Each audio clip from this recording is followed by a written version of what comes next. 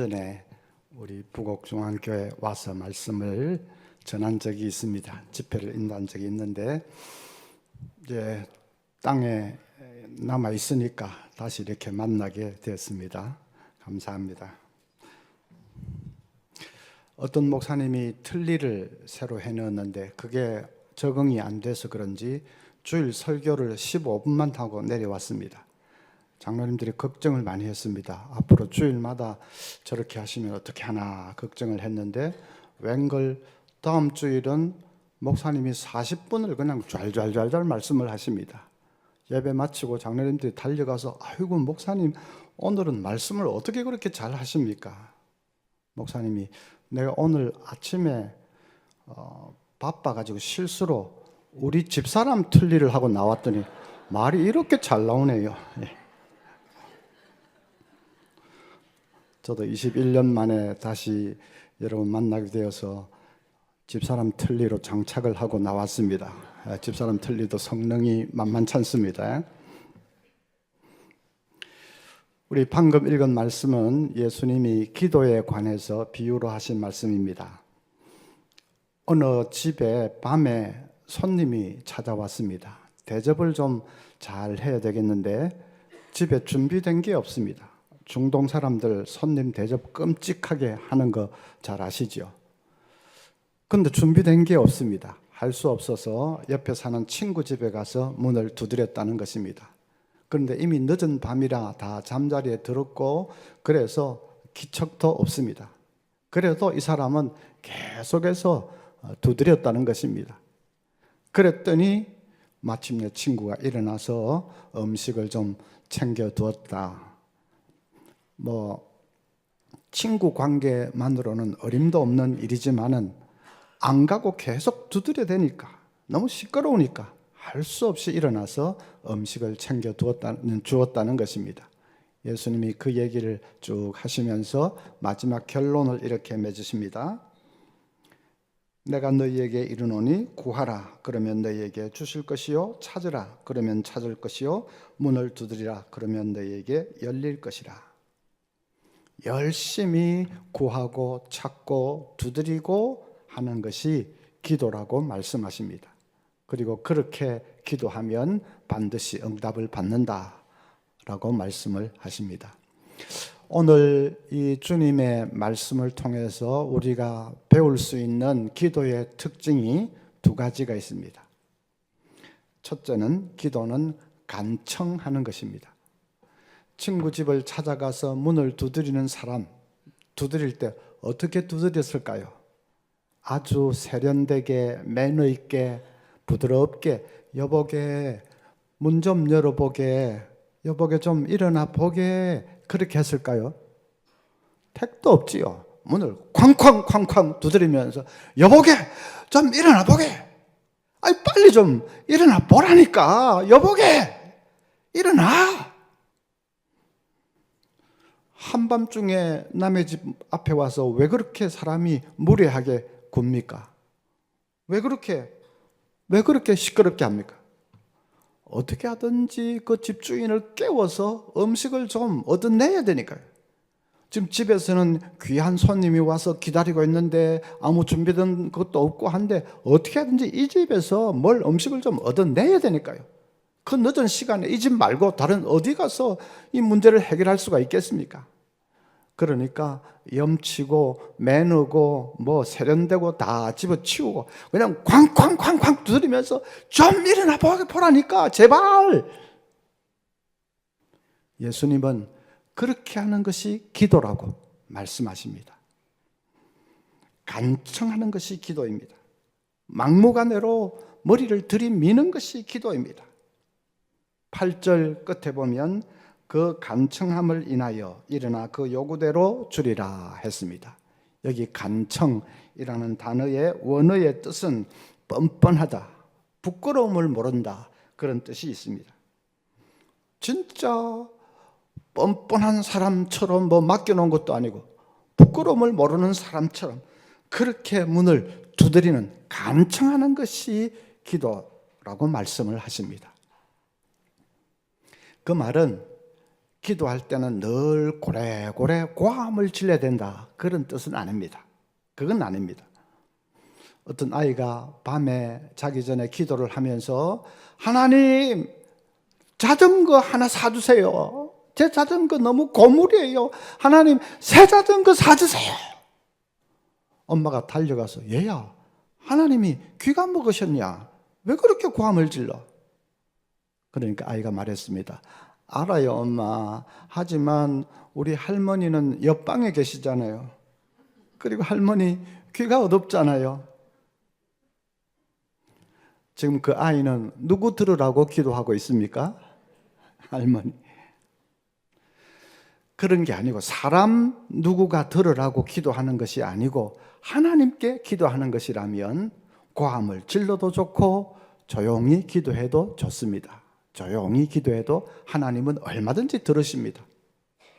그런데 조용히 기도하더라도 마음만은 간절하게, 마음만은 절박하게, 마음만은 간청하면서 기도를 해야 합니다. 성경 보면 우리 믿음의 선조들이 다 그랬습니다. 하나님이 소돔 고모라를 멸하려고 하니까 아브라함이 어떻게 기도합니까? 하나님, 의인 50명만 있으면 멸하시지 않겠습니까?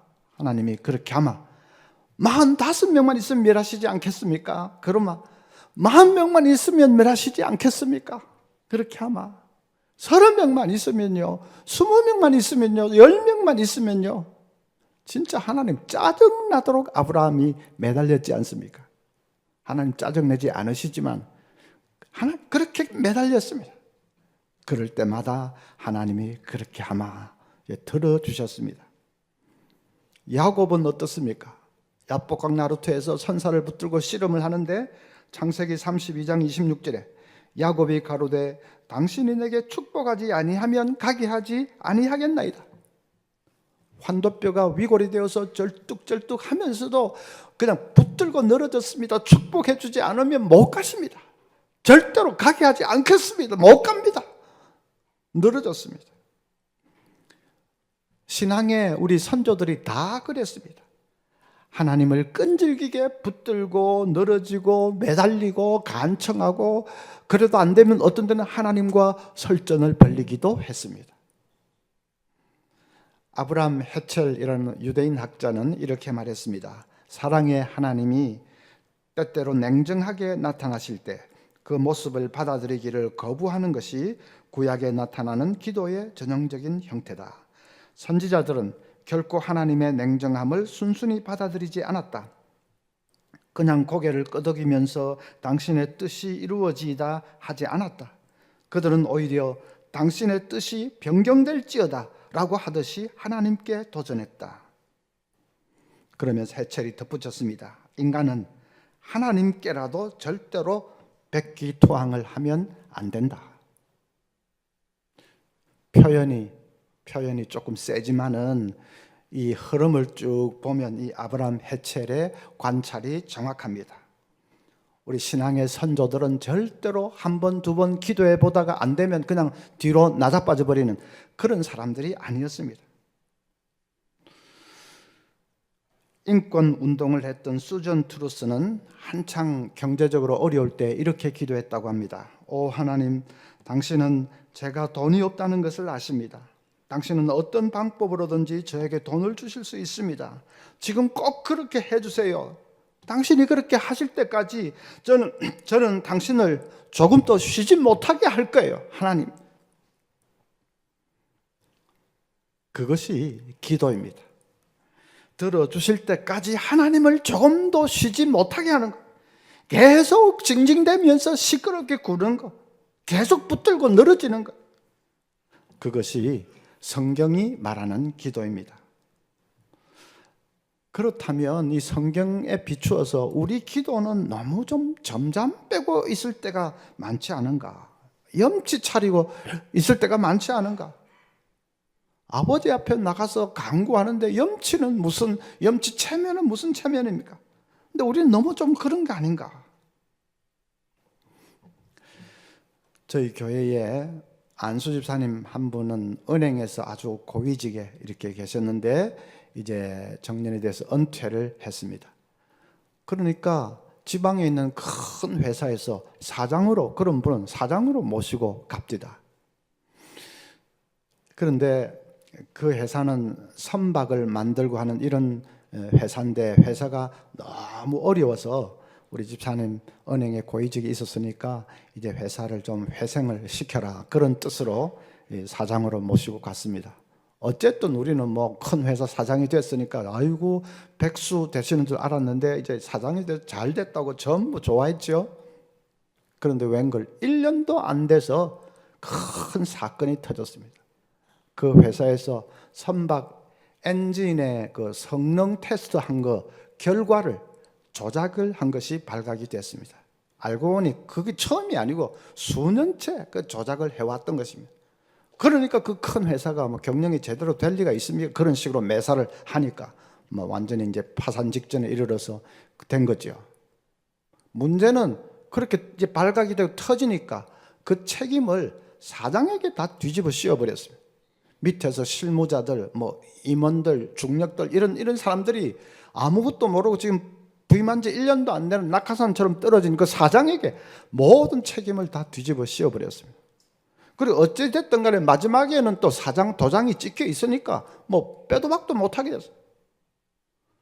뭐 검찰에서 징역 7년을 구형을 받았습니다. 경제 이런 걸로 7년이면 아주 세지요. 그만큼 큰 사건이었습니다. 그 소식을 듣고 온 교회가 발칵 뒤집혀졌습니다. 세상에 이런 일이 있을 수가 있냐. 그 믿음 좋고 신실하고 너무 좋은 집사님인데 아무것도 모르는 그분에게 다 이렇게 뒤집어 씌워서 이럴 수가 있느냐.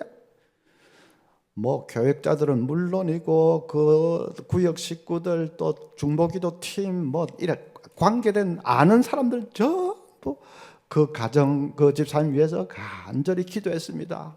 하나님 다른 거 다 그만두고 하나님 살아계신 것을 보여주셔야 할 거 아닙니까? 하나님의 정의와 공의를 바로 세워주셔야 될 거 아닙니까? 간절히 진짜 간청하면서 기도했습니다. 이제 1심 선고가 떨어지는 날이 됐는데 저는 좀 그날 오전에 밖에 나가 있었는데 전화가 왔는데 보니까 집사님 이름이 딱 떴습니다.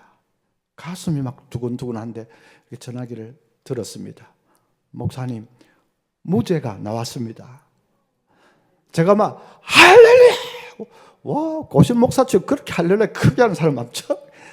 핸드폰을 막 하늘에 집어 던져버려서 너무 흥분이 돼요. 아니 기도를 하면서도 솔직히 하나님 7년은 너무하지 않습니까? 좀 절반으로라도 깎아주시든지 아니면 집행유예라도 해주시든지 그랬는데 야 하나님은 정확하십니다. 죄 없다며? 죄 없으면 무죄지 뭐.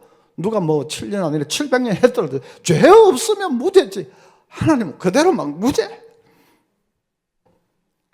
나중에 2심에 갔어도 무죄가 나왔고 아마 대법원까지는 올라가지도 않고 끝났습니다.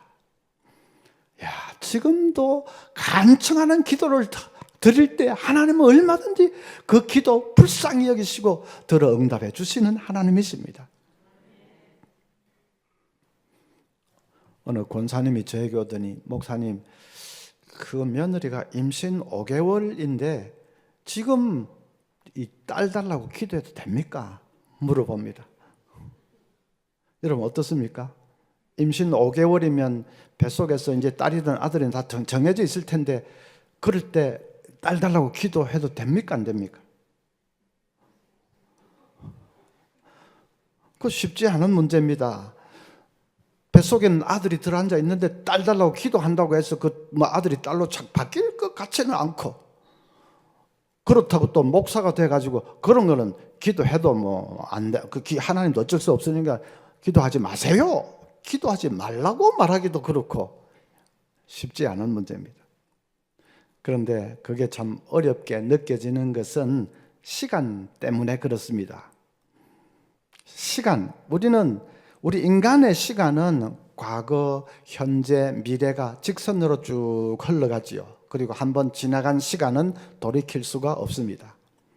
그래서 딸 달라고 기도하는 이거는 이제 현재고 5개월 전에 며느리 뱃속에서 딱 착상된 그거는 과거고, 그러니까 현재가 과거를 바꿀 수는 없지 않느냐. 현재가 미래에 혹 영향을 미칠 수는 있을지 몰라도 과거를 바꿀 수는 없지 않느냐. 그래서 이제 어려운 거죠. 그런데 그건 우리의 시간이고 하나님의 시간은 다릅니다. 하나님께는 과거, 현재, 미래가 쭉 직선으로 흘러가고 한번 흘러간 시간은 돌이킬 수, 하나님께는 그렇지가 않습니다. 하나님은 과거, 현재, 미래를 한눈에 딱 이렇게 보고 계십니다. 제가 공간을, 지금 좌편에 계신 분, 가운데 계신 분, 오른쪽에 계신 분, 공간을 제가 한눈으로 딱 이렇게 볼 수 있듯이 하나님은 시간을 한눈에 보고 계시고, 그리고 하나님은 과거, 현재, 미래에 동시에 계십니다. 동시에 다 하나님 계십니다. 시간의 창조자이시기 때문에 그렇습니다. 그래서 우리가 임신 5개월이라도 하나님께 딸 달라고 기도하면, 그 기도가 하나님의 뜻에 맞으면 하나님은 얼마든지 5개월 전으로 돌아가서 착상될 때 딸이 되게 해주실 수 있는 것입니다.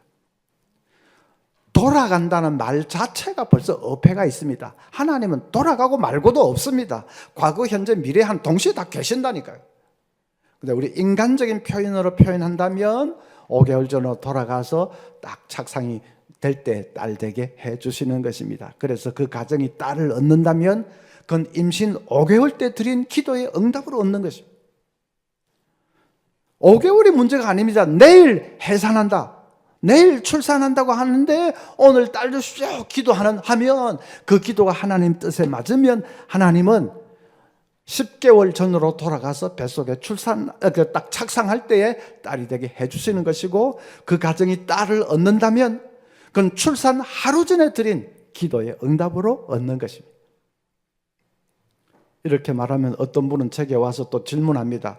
아이고, 목사님 말씀대로라면 5살 된 남자아이를 앞에 두고 하나님 이 아이가 여자아이가 되게 해주십시오 하면, 그 아이가 5살 된 그 아이가 막 5년 전으로 돌아가고 뱃속으로 들어가고 10개월 전으로 그래가지고 다시 딸이 돼가지고 5살 된 여자아이로 착 바뀔 수 있습니까?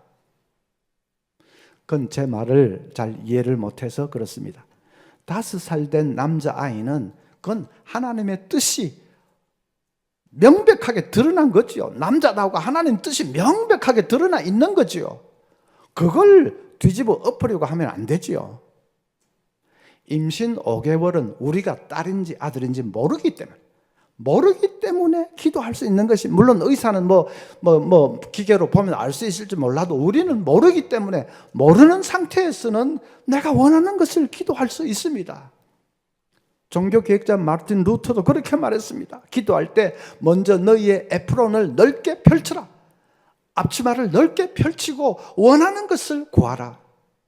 그리고 마지막에 그러나 나의 이 소원은 혹 잘못될 수도 있으니까 하나님의 원대로 되기를 원하나이다. 진심으로 그렇게 기도하면 되는 것이다 라고 마르틴 루터가 말했습니다. 맞는 거죠. 그러니까 우리도 모르는 상태에서는 기도할 수 있는 것이고, 그것이 하나님 뜻이라면 하나님 얼마든지 5개월 전으로 돌아가서 딸이 되게 해주시는 것입니다. 몇 년 전에 아주 좀 히트를 쳤던 인터스텔라라는 영화가 있습니다. 젊은 사람들은 대부분 보셨겠죠? 그 영화에 보면 5차원 세계에 들어가면 과거, 현재, 미래의 시간의 간격이 다 허물어지면서 막 시간이 오버래핑 되는 것을 볼 수 있을 겁니다. 그 영화를 한번, 그 장면을 다시 한번 보십시오. 5차원만 돼도 시공간의 간격이 막 허물어지고 하는데, 하나님은 5차원이 아니라 50차원도 더 위에 계신 시간의 창조주신데 얼마든지 시간을 넘나들고 계시지요. 그래서 우리가 지금 기도하면 그게 하나님 응답하시려면 과거로 하나님 돌아가서 얼마든지 응답해 주실 수 있는 거지요. 핵심은 기도가 그렇게 놀랍다는 거죠. 기도가 그렇게 놀랍다는 것입니다. 제가 기도에 관해서 한번 설교하고 났더니 저희 교회에 결혼한 지 7년 됐는데도 자식을 아직 얻지 못한 가정이 있었는데, 설교 들으면서 우리가 기도를 새로 이제 시작을 해야 되겠다. 그냥 이렇게 그냥 포기하고 있을 것이 아니라 기도를 다시 시작해야 되겠다. 기도한 지 1년이 안 돼서 아이가 착 생겼습니다. 하나님이 들어주셨습니다.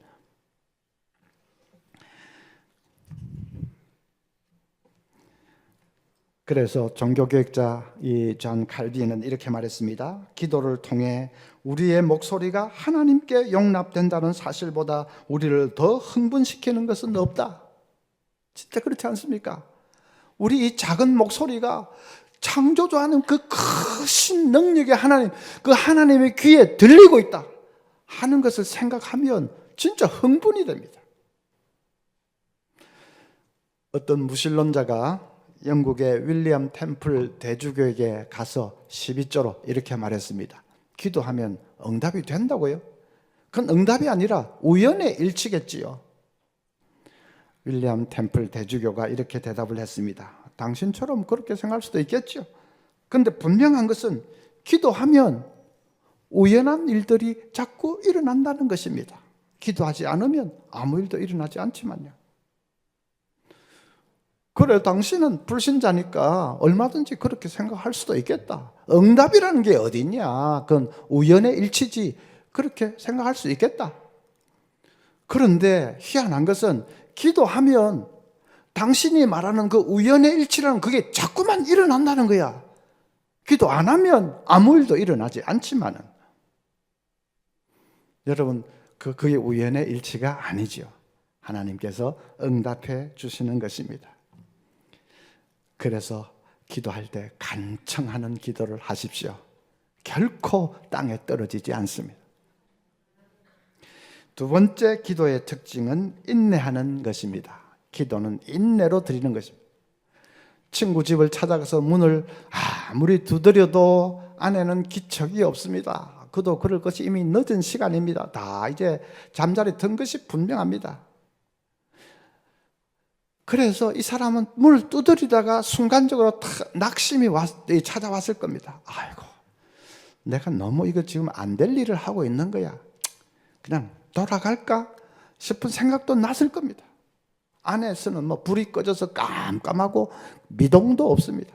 그래서 돌아갈까 하다가, 그럼 돌아가면 어떻게 합니까? 어떻게 문제를 해결할 수 있습니까? 그래서 아니야 하고 다시 문을 두드렸습니다. 그랬더니 안에서 불이 착 켜지면서 누구요? 하는 소리가 들립니다. 이제 살은 거죠. 기도할 때 꼭 그렇습니다.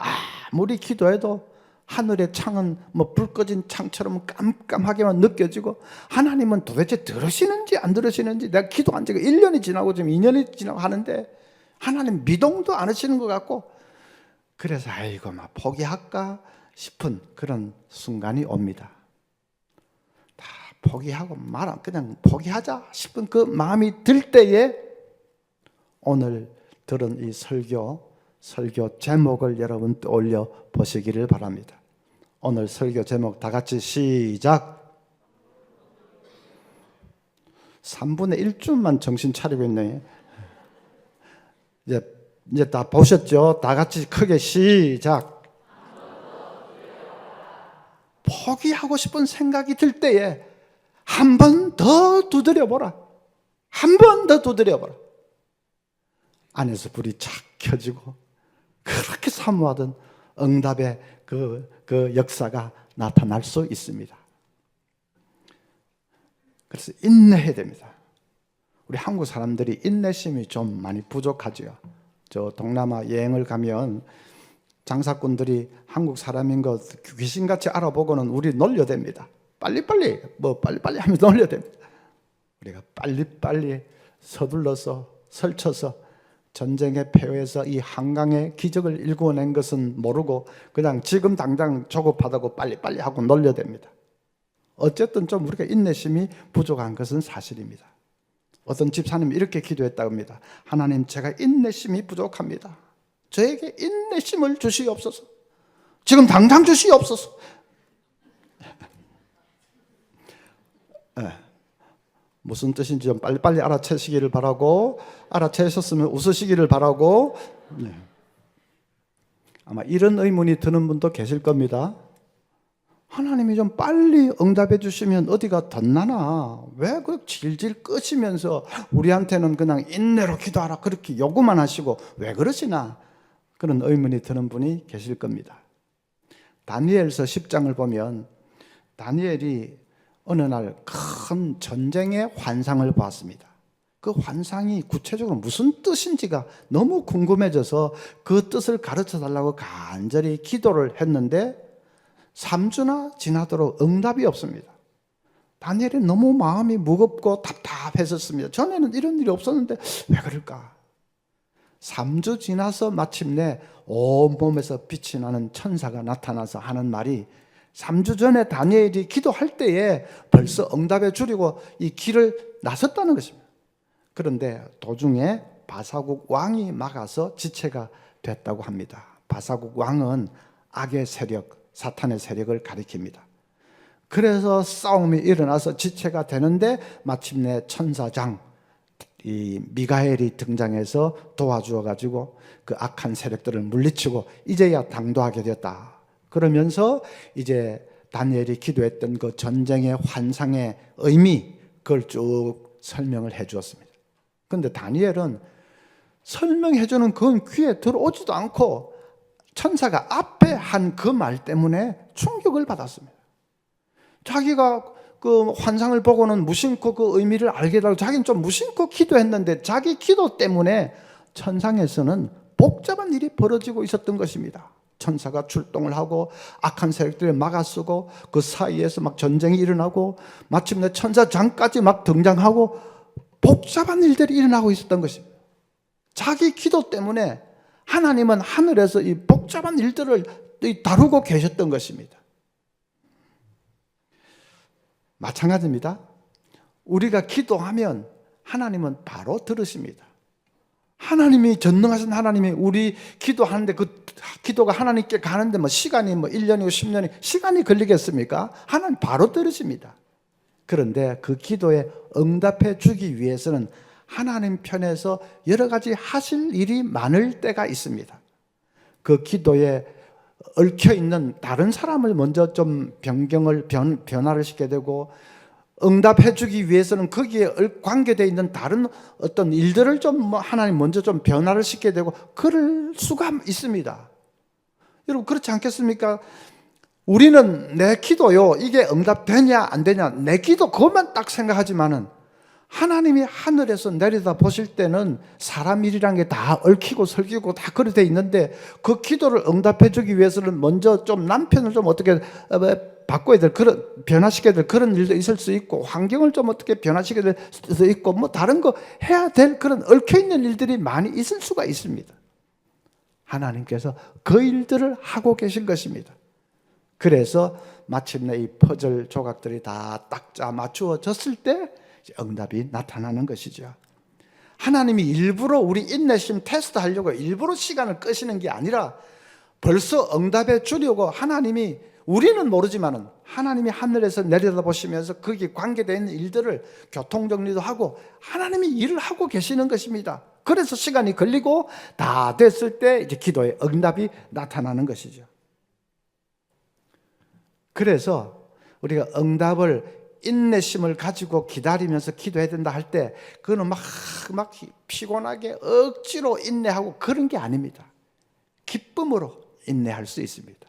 하나님이 지금 일하고 계신다는 것을 믿기 때문에 하나님이 내 기도 이거 어떻게든지 해결하기 위해서 하나님 보시기에 여러 가지 얽혀있는 일들을 하나님이 일하고 계신다는 것을 알기 때문에 기쁨으로 우리는 믿음으로 기다릴 수 있습니다.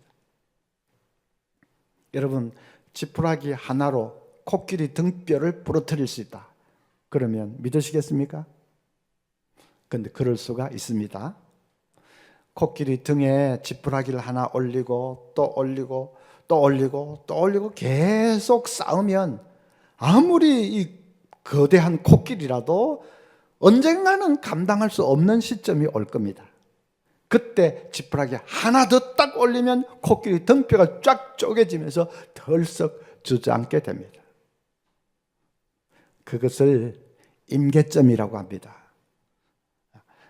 아무리 거대한 코끼리라도 임계점에 딱 도달하면 그 다음에는 지푸라기 하나 더 올리는데 그냥 등뼈가 쪼개지면서 덜썩 주저앉게 됩니다.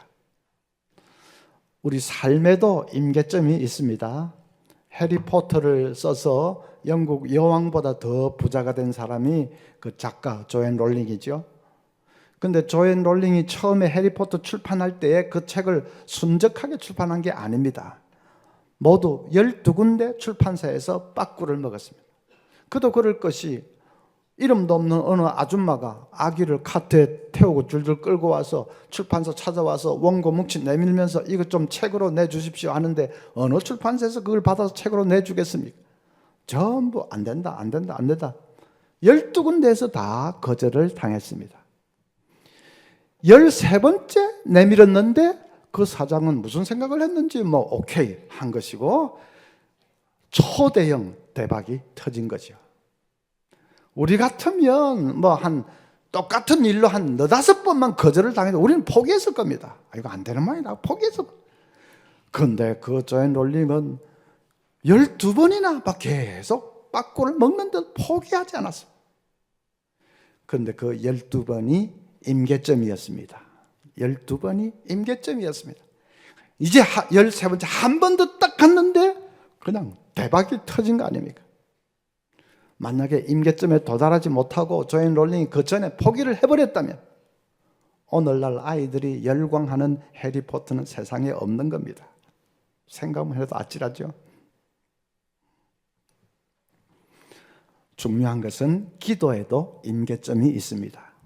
제 얘기가 아니고 요한계시록 8장을 보면 우리가 드리는 기도는 향년이 되어서 하나님 보좌 앞에 있는 그 금향로에 차곡차곡 쌓인다고 했습니다.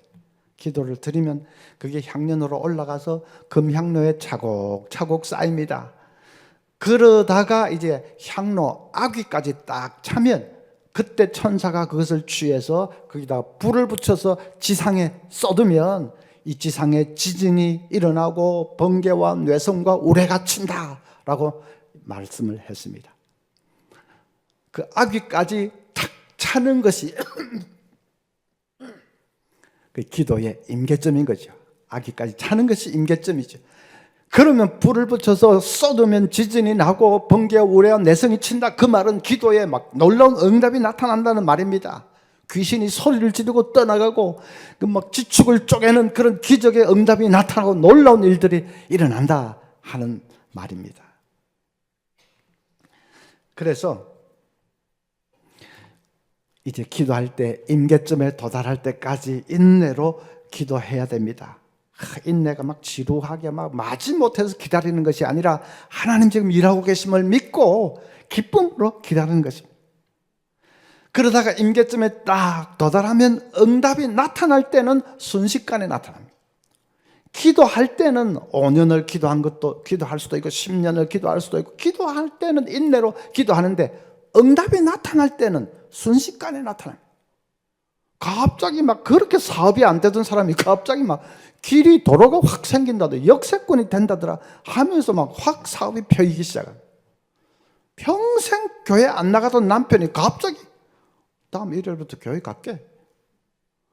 물론 갑자기가 아니고 얼마나 오래 기도했겠습니까만은 응답이 나타날 때는 갑자기 막 다음 일요일부터 교회 간다고 합니다. 그럼 된 거 아닙니까? 결혼을 못 시켜서 애를 태우던 가정인데 갑자기 어느 날 딸이 엄마 제 사귀는 사람이에요 하고 시커먼 총각 하나를 데리고 옵니다. 갑자기. 제가 아는 목사님 딸이 그랬습니다. 제가 오래전에 이제 부산노에 속해 있었는데 그 노예 같은 노예에 있던 목사님 딸이 그 당시에 40을 넘겼으니까 뭐 그 당시 40을 넘기면 거의 이제 포기 상태가 될 정도로 그런데 한 번은 어떤 미국 청년이 배낭 하나 메고 세계 일주를 무전여행하며 쭉 다니다가 부산역에 떨어졌습니다. 그때는 핸드폰도 없던 시대입니다. 그러니까 그 공중전화 부스로 가가지고 그 옐로우 페이지 그 전화번호부 책을 뒤적뒤적 하다가 아무데나 손가락으로 짚어가지고 전화를 걸었는데 그게 목사님 댁이었습니다. 그리고 마침 그 딸이 전화를 받았습니다.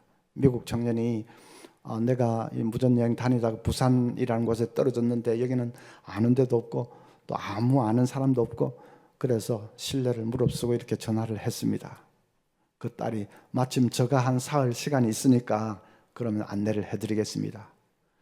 그래서 한 사흘을 같이 돌아다니다가 눈이 딱 맞아가지고 그냥 결혼한 거 아닙니까?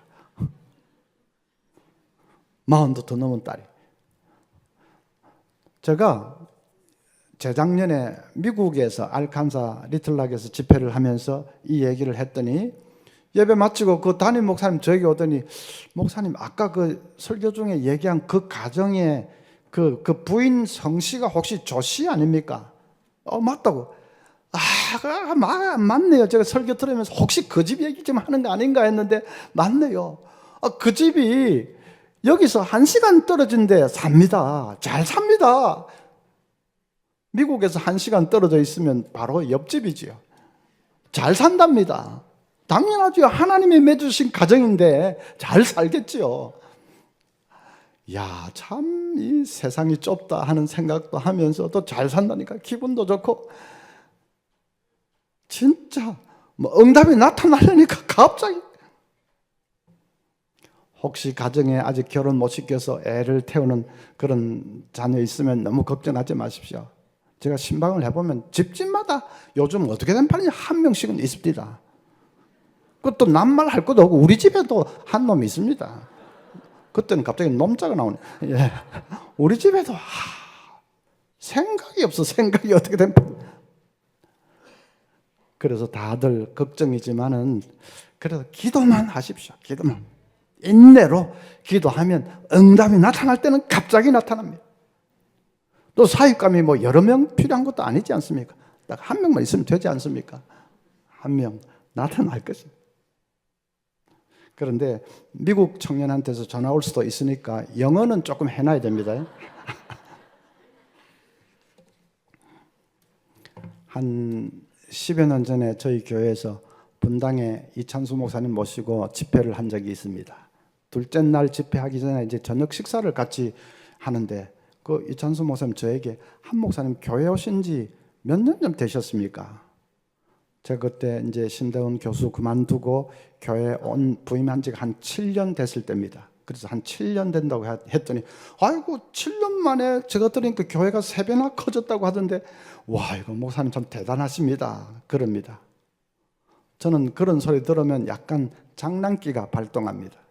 그래서 좀 근엄한 표정을 지으면서 그래서 아닌 게 아니라 내가 그동안에 어깨에 힘 좀 주고 다녔는데 아니 목사님 때문에 내가 약고가 팍 죽었습니다. 이 목사님 뭐 10년 만에 2만 명이라고 막 그래 하니까 내가 목사님 때문에 약고가 팍 죽었습니다. 그랬더니 이 목사님이 제가 진짜로 하는 말인 줄 알고 좀 당황하면서 아이고 목사님 그런 게 아닙니다. 그런 거 아닙니다. 저는 좀 특별한 경우입니다. 그러면서 자기 아버지 얘기를 했습니다. 자기 아버지도 목사님인데 그 아버지 목사님은 말을 더듬으셨습니다. 보통 더듬는 게 아니라 말을 아주 심하게 더듬습니다. 목사가 말을 더듬으니까 설교가 됩니까? 뭐 기도회를 인도할 수가 있습니까? 그러니까 교회도 제대로 안 되고 한 10여 명 교인들 데리고 쓰러져가는 시골교회 비싼 그런 데서 평생 고생을 했습니다. 그래서 그 아버지 목사님 기도를 많이 했습니다. 설교도 안 되고 뭐 다른 건 할 수 있는 게 없으니까 기도를 많이 하셨다고 합니다. 근데 새벽에 한 10여 명 되는 교인들을 위해서 기도하면 뭐 금방 끝나버리고 그러면 자기 자녀들을 위해서 기도를 많이 했습니다. 나 때문에 고생하는 이 자녀들 하나님 불쌍히 여겨달라고 뭐 기도했겠죠. 한 번은 40일 이제 금식 기도에 들어갔는데 17일째 되던 날 쓰러져서 그대로 세상을 떠났습니다. 그 얘기를 쭉 하면서 그 이찬수 목사님이 우리 아버지가 자식들을 위해서 진짜 생명을 바쳐서 기도했습니다. 생명을 바쳐버렸어요. 생명을 바쳐서 기도했습니다. 그 기도의 응답으로 제가 지금 목회에 복을 받아서 이렇게 교회도 부흥하고 목회에 복을 받은 것이지 제가 무슨 설교를 잘하고 제가 뭘 잘하고 그런 건 절대로 아닙니다. 순전히 아버지 기도의 응답입니다. 그 목사님은 좀 담담하게 오히려 얘기를 하는데 그 얘기를 듣는 저가 눈물이 왈칵 쏟아질 뻔했어요. 한 번도 얼굴도 못 본 아버지 목사님이지만은 그래도 그 목사님 생각해 보면서 야, 얼마나 간절하게 기도했을까. 나 때문에 고생하고 하는 이 자식들 하나님이 책임져 주시고 하나님 그 앞길을 열어달라고 얼마나 눈물로 기도하셨을까. 그 생각을 하니까 제가 그냥 눈물이 핑 돌았습니다. 여러분, 기도의 응답이라는 것은 내 때가 아니면 내 자식의 때에도 임할 수 있습니다. 내 자식의 때에도 임할 수 있습니다. 여호와를 사랑하고 그 계명을 지키는 자에게는 천대까지 은혜를 베푸느니라 말씀이 그렇게 했지 않습니까? 그래서 인내로 기도하는 것입니다. 인내로 때가 되면 하나님이 반드시 이루어 주실 것입니다. 자, 그러면 이제 중요한 문제가 한 가지 있습니다. 여러분 말씀 들으면서 내가 기도에 조금 더 힘을 내야 되겠다 딱 결심하시죠? 결심하셔야지요. 양심이 있으면. 좀 간청하는 기도, 인내하는 기도, 정말 제대로 내가 기도에 좀 힘을 내야 되겠다 결심을 하실 겁니다. 그런데 결심만으로 되는 것은 아닙니다.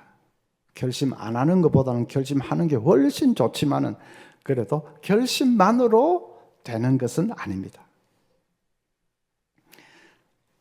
아주 좀 오래전 옛날에 제가 대학생 때 서울에서 이제 공부를 하는데 그때는 워낙 어려우니까 남의 집에 들어가서 먹고 자고 하면서 가정교사를 했습니다. 입주하면서 가정교사를 했습니다.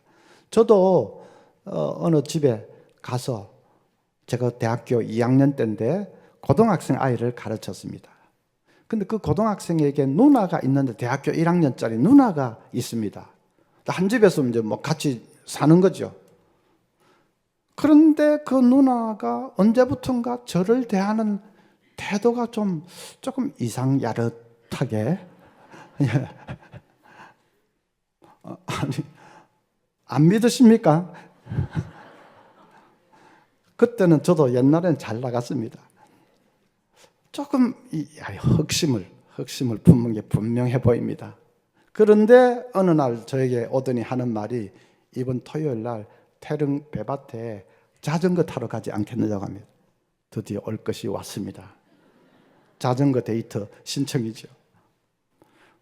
너무 좋은데 대학교 2학년 때인데 뭐 정식으로 이 데이트를 신청을 처음 받아보는지 그럴 비슷할 정도로 그러니까 너무 가슴 두근거리고 좋은데 고민이 하나 생겼습니다. 제가 자전거를 탈 줄 몰랐습니다. 타본 일이 있어야 타지. 그래서 이걸 어떻게 하나 고민을 했습니다. 근데 자전거 못 타서 못 가겠다 말하기는 진짜 싫고 그건 못 타고 이거 어떻게 해야 하다가 제가 또 이래 배도 조금 똥배짱이 있습니다. 에럼 한번 가보자 싶었습니다. 자전거 그거 자빠지려고 하면 더 빨리 확 저으면 되겠지 그럼 내가 운동신경이 없는 것도 아니고. 그래서 가자고 했어요. 어느 5월달 이 화사한 그냥 눈부신 봄날, 따뜻한 봄날, 배꽃 향기가 흩날리는 태릉 배밭에 그때는 완전히 배밭이었습니다. 지금은 완전히 어마어마한 세상이 됐지만 그때 새끼줄만 좀 쳐놨으면 아주 갑부가 되는 건데 하여튼 그게 중요한 게 아니라 하여튼 태릉 배밭에 자전거 데이트를 갔습니다. 어떻게 됐을까요?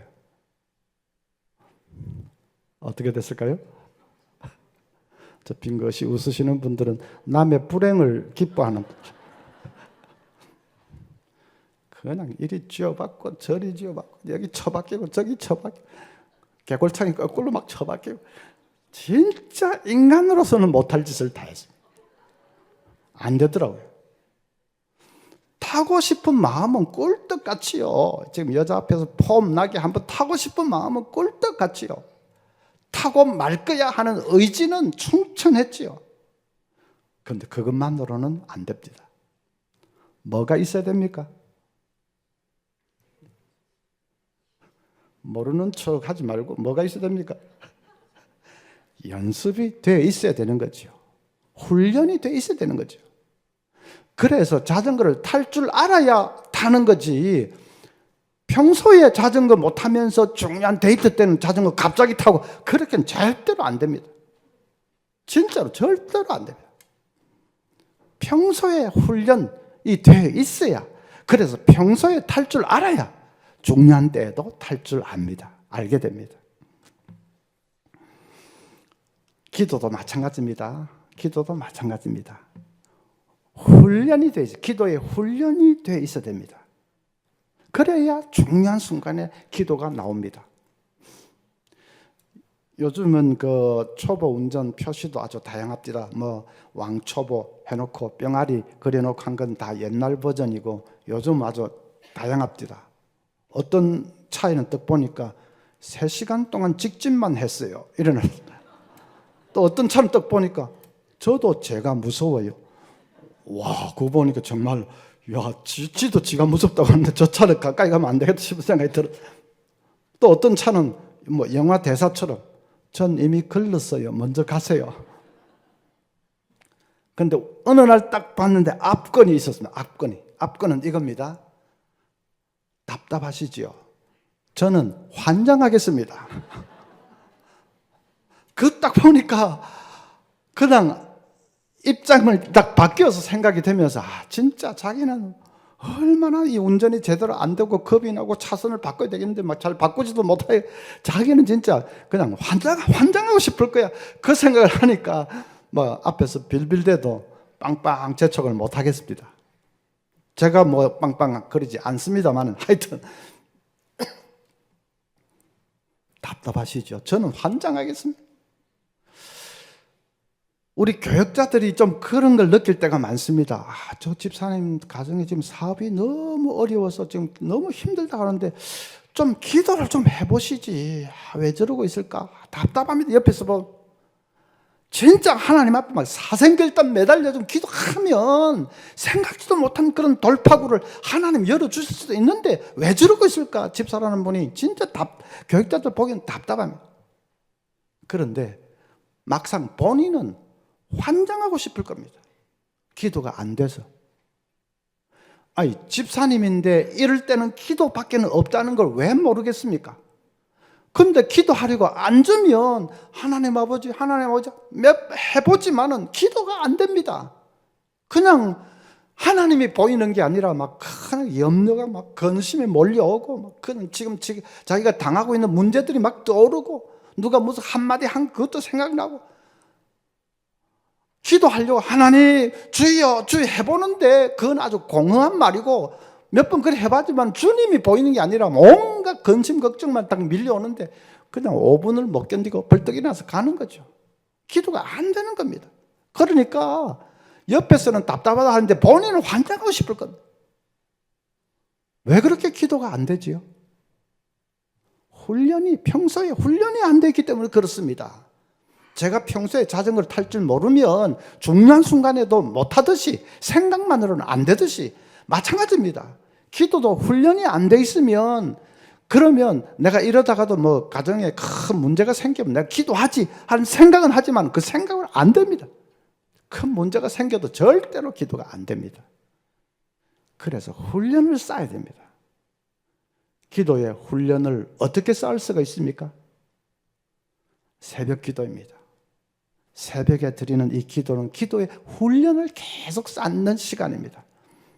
집사님 새벽에 좀 나오시지요 하면, 아이고 우리 집에 요즘 별로 뭐 급한 제목도 없고 특별히 뭐 어려운 문제도 별로 없어서 좀 새벽 기도는 막 급한 문제가 있는 사람들만 오는 거로 생각하는데 그게 아닙니다. 기도의 훈련을 쌓는 시간입니다.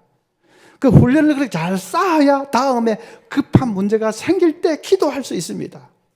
저는 우리 부곡중앙교 성도님들이 앞으로 평생 동안 아무 문제도 없이 순적하게 순풍에 돛단 듯이 편안하게 그렇게 살기를 진심으로 바랍니다. 그런데 인간의 삶이라는 것이 그런 것이 아닙니다.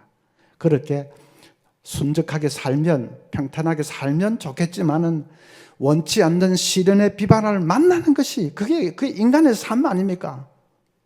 그냥 아무 생각 없이 검진받으러 갔는데 의사가 아이고 암이네요. 그런 소리 들을 수도 있는 거고, 자녀들이 또 잘못될 수도 있는 거고, 우리 인간의 삶이라는 것이 그런 거 아닙니까? 그런 이제 급한 일을 당할 때 그래서 비로소 기도해 보려고 하면 절대로 안 됩니다. 그래서 아무 문제가 없고 하더라도 이 새벽에 기도의 훈련을 여러분 쌓으셔야 됩니다. 너무나도 중요합니다. 자, 기도의 훈련을 쌓기 위해서는 두 가지 과제를 이제 극복을 해야 되는데, 두 가지 문제를 해결을 해야 됩니다. 새벽에 이 새벽 기도 하기 위해서, 새벽에 기도의 훈련 너무나도 중요한, 이걸 쌓기 위해서는 두 가지 해야 되는데, 첫째 뭘까요? 뭘 해결을 해야 될까요? 눈치로 때려잡을 수 있습니다. 첫째, 어떻게 해야 될까요? 예? 아주 똑똑하십니다.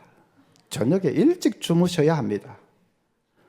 저녁에 뭐 드라마 볼 거 뭐고 눈물의 여왕 이런 거 볼 거 다 보고 한 11시 넘어서 12시 가까이 돼서 주무시면 절대로 새벽 기도 못 합니다.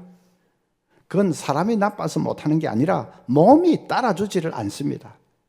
그래서 한 10시 되면 이제 주무실 준비를 해야 됩니다. 아이고, 목사님 모르는 소리 마시면 직장에서 퇴근하고 오면 벌써 뭐 9시가 다 되고, 그 뭐 밥 먹고 씻고 뭐 이러면 뭐 시간이 몇 시인데 또 저녁에 할 게 뭐 많은데 모르는 말씀. 뭐 그렇겠죠. 저녁에 할 일도 많고. 그렇지만은 새벽에 기도의 훈련을 쌓는 이게 진짜로 중요하다. 내 생에 진짜 제일 중요하다. 그렇게 생각하면 저녁 시간을 조정할 수 있습니다. 또 조정해야 됩니다. 그래서 일찍 주무셔야 되고, 또 한 가지 해결을 해야 될 문제가 있습니다. 뭘까요? 이거는 아마 눈치로 때려잡기에는 조금 어려울 수 있습니다. 지금 제가 이 새벽에 훈련을 이 강조를 하면 여러분 귀에 똑같이 들려오는 속삭임이 하나 있을 겁니다. 거의 대부분이 다 똑같이 들려오는 속삭임이 있습니다. 그래, 뭐 말은 좋은데, 근데 지금 이제 벌써 신년이 시작, 1월달 벌써 시작이 됐으니까, 그래, 2월달부터 하자. 2월 1일부터 하자. 다음 달부터 하자. 다음 주부터 하자. 내년부터 하자. 다음에 꼭 그 소리가 들려옵니다. 사탄의 소리입니다. 이 사탄 마귀는 절대로 우리를 정면으로 대결해 보자고 달려들지는 않습니다. 기도 그런 필요 없을 때면 치워버려요. 기도가 뭐야? 하지 마. 사탄은 절대로 그렇게 하지는 않습니다. 그렇게 하면 자기가 이기지 못한다는 걸 알기 때문에. 다 장로님들이고 권사님들, 집사님들인데 그런 사람 앞에서 기도가 무슨 하지 마 이렇게 해서는 자기가 못 이긴다는 거 알지요. 사탄은 절대로 정면 대결하자고 덤벼들지는 않습니다. 그 대신에 꼭 하는 말이 기도, 이거 좋은 거지. 해야 되지. 저 강사 말이 다 맞아. 근데 그냥 다음 주일부터, 다음 달부터, 내년부터, 다음에 하자. 산박하게 다음에 딱 1일부터 하자. 그 다음에 소리에 귀가 솔깃해서 그냥 넘어가 버린 사람, 그럼 절대로 기도 못하는, 사탄은 그렇게 해서 이기는 거죠.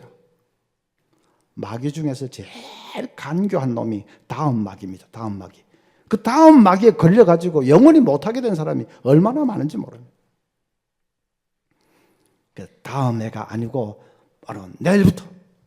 내일은 뭐 부흥의 기간이니까 의당 새벽에 나오시겠죠. 설마 내일 안 나오려고 굳게 결심하고 있는 사람 없을 줄 압니다.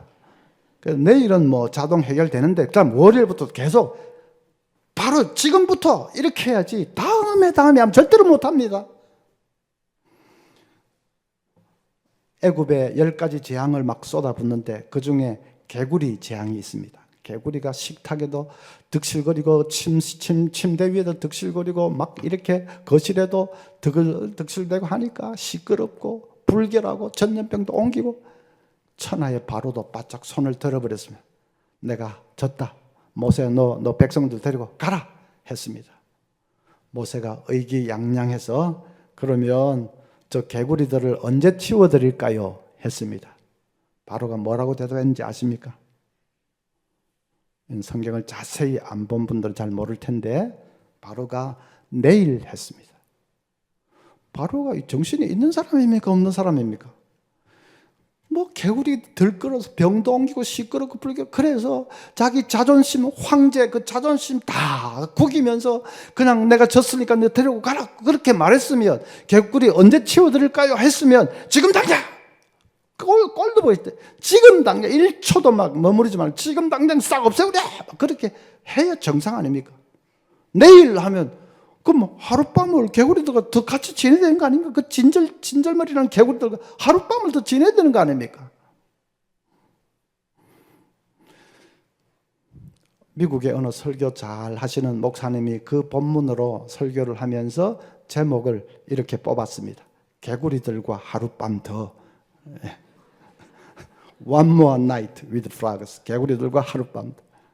개구리들과 하룻밤 더 보낼 필요가 없습니다. 지금 당장.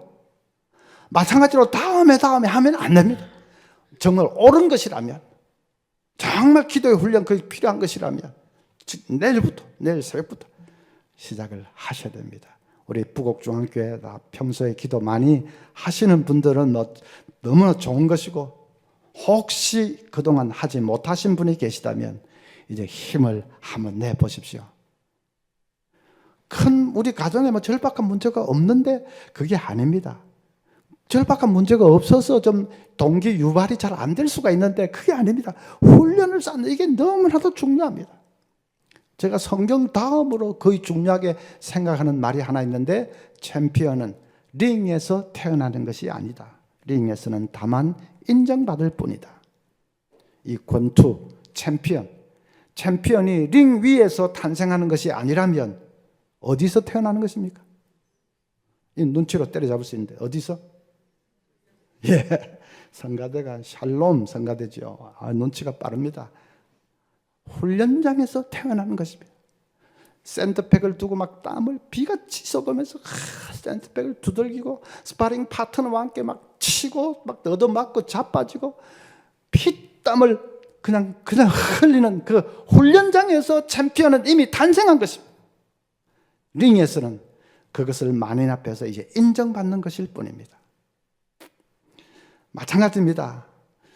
그 가정에 어려운 문제가 닥쳤는데 낙심하거나 절망하거나 하지 않고 계속 기도하면서 하나님 앞에 매달려 그래서 기어코 그 문제를 해결받는 그 영적인 챔피언 그건 어디서 태어난 것입니까?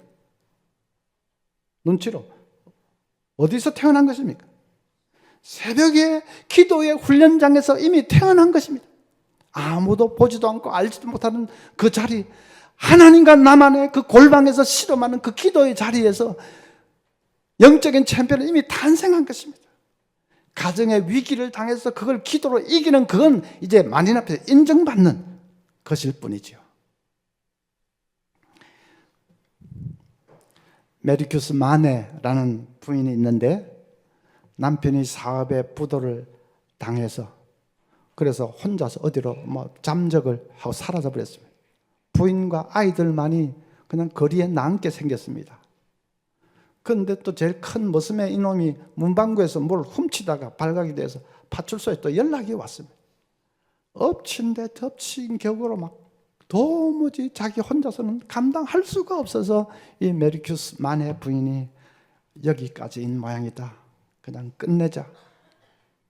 그래서 아이들을 좀 일찍 재우고 창문을 많이 꽁꽁 닫고 방 안에 가스를 틀었습니다. 완전 동반 자살을. 가스 냄새가 자 퍼져가는데 정신이 몽롱해져 옵니다. 그런데 어디서 가날프게 찬송 부르는 소리가 들려왔습니다. 창문을 다 꼭꼭 닫아놨는데 바로 옆집에서 어디 부르는 찬송인지 그 창틈을 넘어서 찬송 소리가 들려옵니다. 내 모든 시험 무거운 짐을 주 예수 앞에 아뢰이면 근심에 쌓인 날 돌아보사 내 근심 모두 맡으시네. 순간 정신이 번쩍 들었습니다. 내가 이 죽을 생각은 하면서 왜 기도할 생각은 하지 못했던가, 그 생각이 듭니다. 어릴 때 주일학교 다닐 때 자기도 교회 좀 다녀봤는데 그 이후로는 교회를 떠나서 수십 년을 하나님을 새까맣게 잊고 살았습니다. 그런데 그 찬송소를 들으니까 정말 하나님 생각이 나면서 그 기도를 한번 할 생각을 왜 하지 못했을까, 그 생각이 듭니다. 그래서 창문을 열고 죽을 힘을 다해서 아이들을 밖으로 밀어내고, 그리고 자기는 방 한가운데 꿇어 엎드려서 기도하기를 시작합니다. 그런데 수십 년 하나님 떠나 살았는데 기도가 잘 나옵니까? 그냥 하나님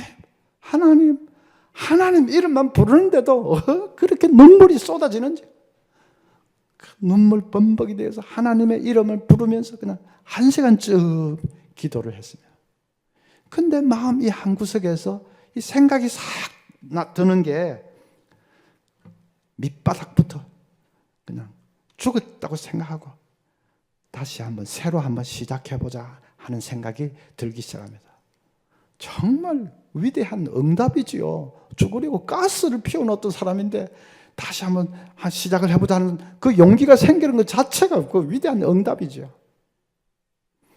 그래서 시골에 내려가서 폐가를 하나 얻어가지고 거기서 이제 자녀들과 함께 생활하기를 시작합니다. 문제는 여전히 첩첩산중이었습니다. 그런다고 금방 문제가 해결됩니까? 첩첩산중이었습니다. 그래도 자녀들을 생각하면서 이를 악다물고 버텨냈습니다. 또 죽을 각오로 덤비니까 못 넘을 산도 없었습니다. 그 가정이 마침내 정말 기적처럼 다시 이 재기를 했다고 합니다. 무엇보다도 자녀들이 훗날에 다 잘 됐습니다. 그래서 이 가정이 회복이 됐습니다. 그 메르큐스 마네가 자기 자서전적인 책을 한 권 펴냈는데 책 제목이 건심이여 안녕 하는 책입니다. 그 책인데 그 책 마지막 부분에서 이렇게 말했습니다. 죽을 수 있는 용기를 가진 자들이여 하나님께 기도할 수 있는 용기로 바꾸어 보십시오. 100번의 탄식보다 한 번의 기도가 당신에게 기적을 가져다 줄 것입니다. 100번의 절망보다 한 번의 믿음이 당신의 운명을 바꾸어 줄 것입니다. 저는 이 구절도 거의 성경 다음으로 중요하게 생각합니다. 죽을 수 있는 용기가 있다면 기도할 수 있는 용기를 한번 바꾸어 보라. 100번의 탄식보다도 한 번의 기도가 당신에게 기적을 가져다 줄 것이다. 100번의 절망보다 한 번의 믿음이 당신의 운명을 바꾸어 줄 것이다. 여러분, 기도의 능력을 다시 회복할 수 있기를 간절히 바랍니다.